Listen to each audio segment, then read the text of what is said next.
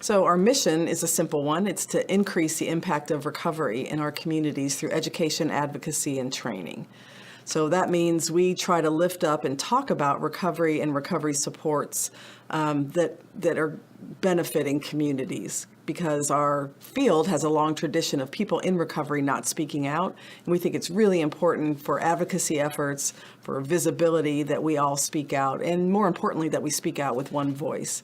So we do a number of trainings. The core of what we do is our peer specialist training, called CARES, and it stands for Certified Addiction Recovery Empowerment Specialist. The Georgia Council of Substance Abuse is an organization that I was introduced to 2 years ago through their CARES Academy, which means that people who are in long-term recovery acquire a certification to be able to work with our peers. The CARES Academy is 40 hours of training, and so we are just trained in the model of recovery as individuals who are in recovery view it, as well as from the medical side. We've been able to train 500 peers to date. We have as many as 90 applications for a class of 20.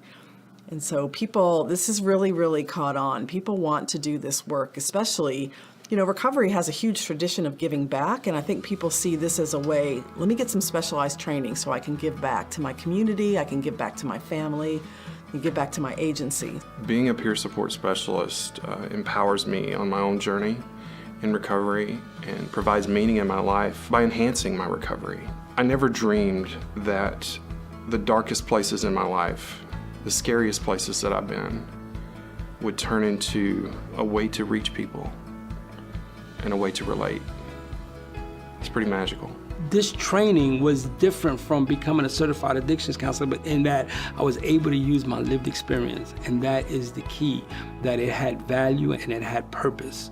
So everything that I went through before, everything that brought shame and guilt, was the very thing that I can use to help somebody else. I didn't know of any 800 numbers that weren't attached to a treatment program. So I said, why don't we do that and do a demonstration project and we can work with the Department of Corrections, we can work with drug courts, we can work with jails, we can work with treatment programs. So anybody who gets out can have an 800 number where they can call or text and just get a hope shot. The CARES Warm Line is a non-clinical, non-emergency telephone and text support service that's available for people in recovery or seeking information about recovery.